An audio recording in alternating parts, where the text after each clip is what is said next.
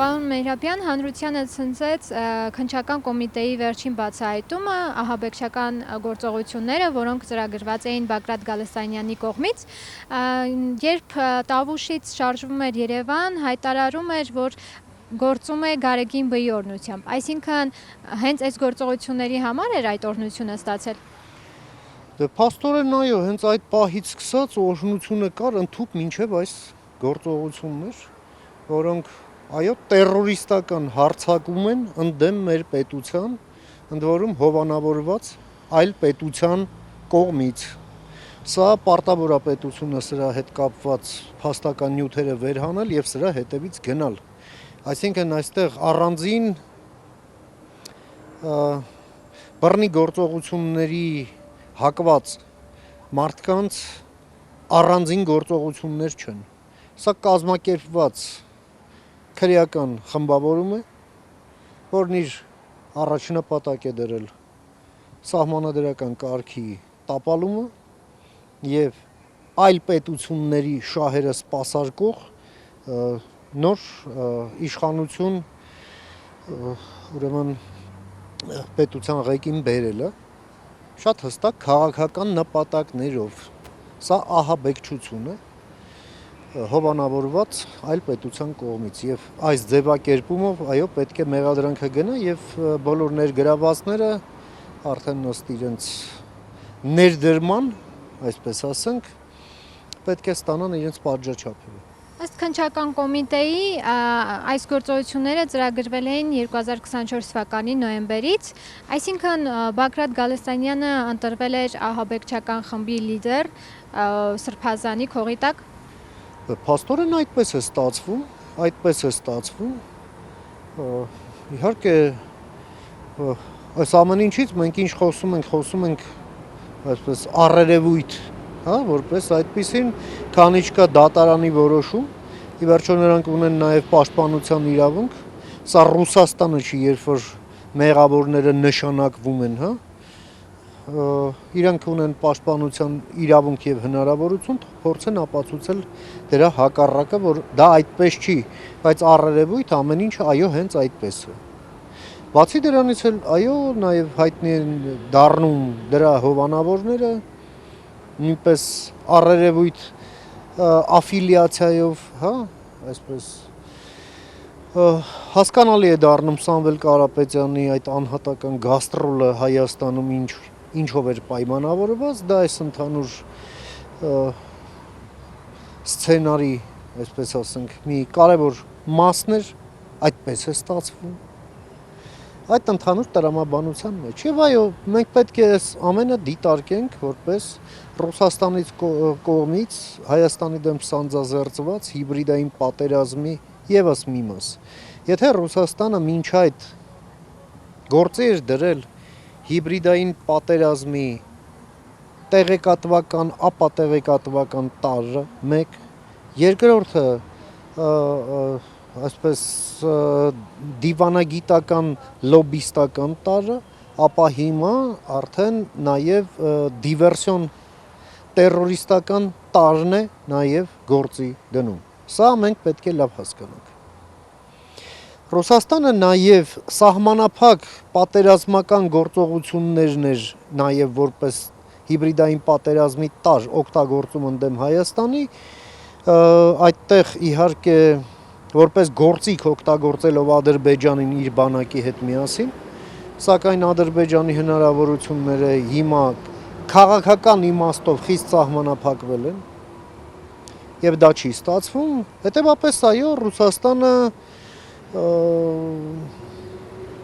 հիբրիդային պատերազմի ուժային կոմպոնենտ որպես այո օգտագործելու է դիվերսիոն տերորիստական մեթոդները։ Ես սրա մասին մամուլի հետ իմ շփումներում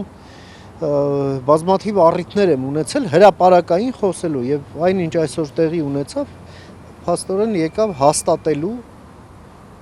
այդ տրամաբանությունը։ Նշեցիք Սամվել Կարապետյանի մասին, այսինքն երբ որ ինքը հայտարարեց շաբաթներ առաջ, որ կմիջամտեն իրենց ձևերով, այդ խոսքը կարող ենք եւս այսինքն դիտարկել այս գործողությունների համատեքստում։ Փաստորեն իրենց մեթոդներ ես այլ ձև չէի էլ պատկերացնում, հենց սա էր իրենց մեթոդները, այս սպառնալիքներ, սա սպառնալիք էր, որի իրականացման փորձը խափանվեց Հայաստանի իրավապահ մարմինների կողմից։ Նաև հենց այդ տրամաբանության մեջ էր մի փայտե գլուխ, մի դաշնակի հոխորտանք, որ հոկտեմբերի 27-ը դա մի պորտկում էր, հա, եւ կարող է մի հատ էլ այդպիսի պորտկում լինի, եւ գա քշի տանի ամեն բան։ Ահա սա էր, որ նրանք փորձում էին, այսպես ասենք, մարգարեի դերում հանդես գալ։ Հիմա կջարդվի իրենց գլխին։ Պարոն Մենրապյան, բացի քննչական կոմիտեի հրապարակած մանրամասներից, նաև քննչական կոմիտեն ձայնագրություններ հրապարակեց, որտեղ կրկին մենք կարելի ասել լսում ենք հենց Գալստյանյանի խոսքերով, որ օրինակ շրջափակելու են ազգային ժողովը, մարդկանց են գնդակահարելու պատերի տակ, այսինքն սա հենց հստակ հոկտեմբերի 27-ն էր։ Սա, այսպես ասենք, հոկտեմբերի 27-ին տանող ճանապարհ էր ուրվագծված, որը պետք է վերջանար այո ազգային ժողովում հոկտեմբերի 27-2-ով, իսկ ազգային ժողով հասնելու համար այո նրանք պլանավորել էին հենց այս բնույթի գործողություններ, ընդհուպ այո մինչև սպանությունները նրանք համարում էին նորմալ։ Հետո այդքանից հետո էլ այո նրանք ի ցույց են դնում իրենց ողջ արհամարանքը եւ ատելությունը հայ ժողովրդի նկատմամբ, հայ ժողովրդին կոչելով խորապես անասուն ազգ, հա, այս ամենն ուղղակի ցույց է տալիս այդ անասուններին, թե ինչ աստիճանի բարոյական անկման են հասել այդ պսևդո հոգևորականները, այդ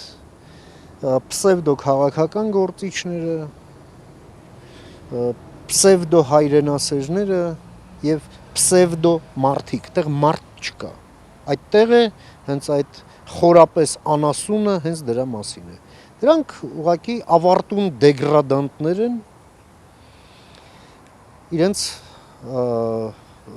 ամբողջական դրսևորմամբ։ Ձայնագրության մեջ նաև խոսվում էր խմբերի մասին, որոնք կազմած են լինելու 20-25 տարեկան, եթե չեմ սխալվում, երիտասարդներից, պատերազմացած նախկին զինվորականներ, նաև երբ որ Սամվել Կարապետյանին ձերբակալեցին, խոսակցություններ կան, որ վարձկաններ են գալիս իրեն աջակցության, այսինքն այս բոլոր գործողությունները մի շրջանակի մեջ կարող ենք դիտարկել։ Այո, ես ուզում եմ հատուկ հիշեցման կարգով եւս մի դրվագի վրա ուշադրություն դարձնել, երբ ռուսական ռազմական հետախուզությունը ձևավորեց այսպես կոչված Արբատ գումարտակը, դրա ֆինանսավորումը արմյանսկի բատալյոն, հա, դրա ֆինանսավորումը ըստ բաց մամուլի աղբյուրների իր վրա էր վերցնելու Սամվել Կարապետյանը։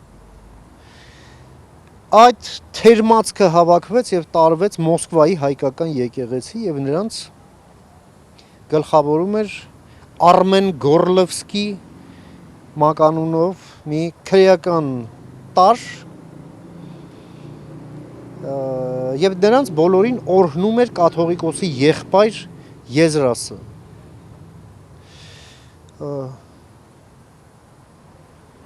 Որոշ ժամանակ անց տեղի ունեցավ այն, որ այդ Արբատ կոչվածի ուսումնական կենտրոնում Ռոստովի մարզում, որը շատ հստակ Ռուսաստանի պաշտպանության նախարարության ստորաբաժանում է, ըստ մեր ԱԱԾ-ի հաղորդագրության Հայաստանում տերորիստական գործողություններ պլանավորած խմբի մեկուսացմանը վերաբերվող այդ հաղորդագրության մեջ նշվեց, որ նրանք պատրաստություն են եռամսյա անցել հենց այդ Արբատի ուսումնական կենտրոնում։ Սա Ռուսաստանի պետության ուղղակի ներգրավվածությունն էր այդ ամենում։ Այս ամենի հետ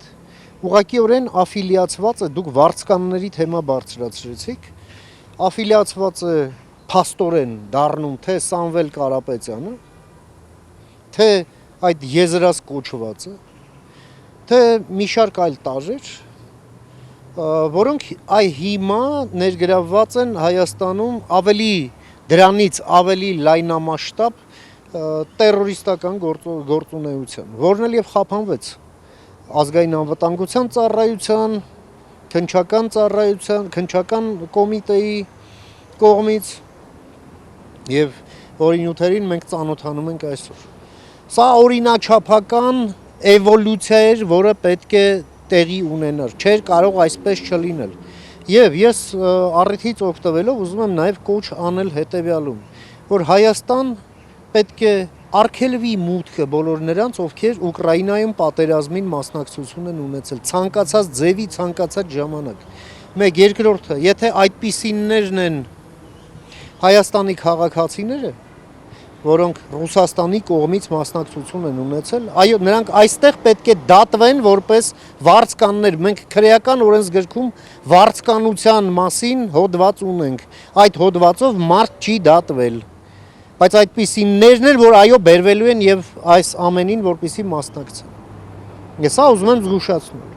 Եվ այո, նրանց հույսը հենց սրա վրա է նաև։ Քննչական կոմիտեի կողմից հրապարակված զայնագրություններում մենք լսում ենք, ինչպես է Գալստյանյանն ասում, կամ կմերցնենք, կամ կմեռնենք,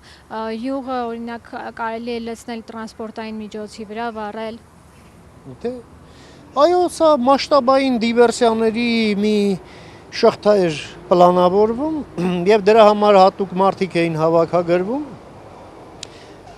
Երկրում մասշտաբային ապակայունացում ուրեմն ստեղծելու եւ այդ ապակայունացման ֆոնին ուժային գործողություններ իրականացնելու համար, որի նպատակն էր, այո, իշխանության հեռացումը, հասարակության մանդատն ունեցող իշխանության վերացումը։ Պարոն Մերաբյան, երբ որ իրանք այդ ամենը ծրագրել էին ահաբեկչական գործողությունները իրականացնելուց հետո, այսինքն ինչ սպասումներ ունեին այդ դեպքում, ով էր լինելու իրենց փրկիչը, եթե իրենց հաջողվեր իրականացնել։ Գիտեք ինչ, ես տպավորություն ունեմ, որ իրենք ուղղակի վաբանկ են գնում։ Հենց այդ ձայնագրությունների մեջ մի այսպիսի պասաժ կա, որ ասում են մենք էլ ուրիշ հնարավորություն չունենք ու ժամանակ էլ չունենք երկար բարակ պատրաստվելու։ Այո, նրանք հասկանում են, որ իրենց գնացքը մեկնում է եւ իրենք փորձում են ուղղակի հասնել վերջին վագոնին։ Չնայած դա գնացք էլ չի, դա ոչ միտեղ չի էլ տանում, այդ երկաթ գծերը փակուղի են մտել, հա։ Ճանապարհ չկա։ Ուղղակի այդ մարդիկ խորապես անասուն լինելով, ես դա հակադարձում եմ իրենց, այդքան պարզ բաները ուղղակի իրենց հաշիվ չեն տալիս, ապրում են աշխարհում եւ չեն հասկանում ինչով է ապրում աշխարհը։ Նաեւ Գալստյանյանը իր ձայնագրության մեջ հիշատակում է Լևոն Քոչարյանին, ասում է, ասել է լրջացեք։ Սա ինչպես եք մեկնաբանում։ Դե իհարկե, այս ամենը շատ լավ հարցաքննության, այսպես ասենք, հարցաշարի մաս կարող է լինել։ Եվ դրա պատասխաններն էլ պետք է տա նաև նույն ինքը Լևոն Քոչարյանը եւս։ Մեկ։ Երկրորդը ինչ վերաբերում է դաշնակցությանը, Հայաստանում ինչքան նման հակաօրինական գործունեություն տեղի ունեցել է, ուղղակի կամ անուղղակիորեն դաշնակցության անդամներ ներգրաված են եղել դրա մեջ, այդ թվում ղեկավար անդամներ։ Այդ թվում նաև այն փեդի գլուխը, որը մի քանի տենց գործերով ժամանակին անցել է, հետո գլուխը պրծացրել է տարբեր քաղաքական իրադրության փոփոխության բերումով։ Ես կարծում եմ, այս ամենը ուղղակի հիմք է։ Այդ կուսակցությունը Հայաստանում ուղղակի պետռեգիստրով պետք է փակվի, որովհետև չի տեղավորվում ժողովրդավարական գործընթացի տրամաբանության մեջ։ Հայաստանում շատերը խոսում են, որ սա գործողություններ են ընդդեմ օպոզիցիայի, կներեք, սա օպոզիցիոն գործունեություն չէ, սա տերորիստական գործունեություն է եւ բոլոր ֆորմալ եւ ոչ ֆորմալ կառույցները պետք է լիկվիդացվեն։ Այդ թվում լեգալ գործող կառույցները այլևս այո պետք է գոյություն չունենան։ Ի վերջո այդ մեռելը թաղել է պետք։ Եվ դա է պահանջում Հայաստանի Հանրապետության ազգային անվտանգության շահերը։ Նաև պարոն Մենապյան, քննչական կոմիտեի մեկ այլ հաղորդագրությամբ տեղեկանում ենք, որ այս պահի դրությամբ արդեն 14 ձերբակալված անձ կա եւ Սրբազան պայքարի ղեկավարների եւ անդամների բնակարաններում հայտնաբերվել են զենքեր, ԱԹՍ-ներ, այսինքն սրբազանների գործիքները դրանք են։ Փաստորեն, այո, դա խաչը չէ, խոսքը չէ, խունկը չէ։ Այո, դա սպանության գործիքներն են եւ այս ամենին պետք է տրվի գնահատական։ Քրեաիրավական, բարոյական, քաղաքական այս ամենը պետք է վերջ տրվի սրան, ընդ որում արմատախիլ անելու ճանապարհով։ Դա մեկ։ Երկրորդը, տեսեք, ինչն է այստեղ կարևոր։ Ես ուզում եմ զգուշացնել, եթե այդ 72 ժամվա ընթացքում պետք է դատարանը խափանման միջոց կիրառի, այս մարդկանց հասարակությունից մեկուսացումը դա անվտանգության ուղղակի պահանջ է։ Եթե նրանք որոշեցին այլ խափանման միջոց բացի կալանավորում, այդ նշանակում է նման որոշում ընդունող անձինք այս ամենում շահառու են, այս ուրիշ հետևություն անել հնարավոր չէ, որովհետև այս մարդիկ զանգվածային բռնի գործողություններ պլանավորողները չեն կարող այլ խափանման միջոցի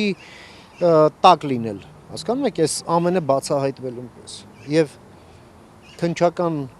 եւ միջդատական այս քննության համար այո նրանք պետք է մնան մեկուսացված հասարակությունից եւ շփվեն միայն եւ բացառապես իրենց փաստաբանների հետ։ Իդեպ եւս մի կարևոր, այսպես մի պերճախոս փաստ առայն, որ սրանց փաստաբանները նույն Սամվել Կարապետյանի փաստաբաններն են։ Ինչը սահմանափակվեմ այսքանով ասելով, որ ուղղակի պերճախոս փաստ է։ Պարոն Մենապյան, նաև Ռուսաստանի նախագահի մամուլի քարտուղար Դմիտրի Պեսկովը արձագանքել է հեղաշրջման փորձը կանխելու մասին հայտարարությանը եւ նշել է, որ սա Երևանի ներքին գործն է, բայց Ռուսաստանը շահագրգռված է, որպեսզի Հայաստանում կարգուկանոն լինի, Հայաստանը բարգավաճի, կայուն երկիր լինի եւ Ռուսաստանին բարեկամ։ Սա ինչպես եք մեկնաբանում։ Դա գիտեք ինչ, մի տերորիստ էլ Պուտինն է եւ բնականաբար նա չի ասի, որ խրախուսում եւ հովանավորում է այս ամենը։ Ասելու են այն, ինչ ասելու են, բայց մենք պետք է այս ամենը ուղղակի փիլիսոփայորեն ընկալենք եւ հասկանանք, որ սա ուղղակի հերթապահ հայտարարություն է, ալիբի։ Եվ ինչ սպասենք վաղը, հնարավոր է այս խումբը տեսնելով, որ իրենց ծրագրվածը ձախողվել է, գնա կտրուկ քայլերի։ Այս խումբը ուր պետք է գնա, այս խումբը կարող է գնալ բանտախցի մի պատից մինչև մյուս պատը, ուրիշ գնալու տեղ, եթե թողեք կգնա, այո։ Չպետք է թողել ուրիշ տեղ նրան գնալու, այդ ես իմ 2 մետր է, 3 մետր է, այդքան թող գնան, գան ինչքան ուզում են, դա համել նրանց իրավունքն է։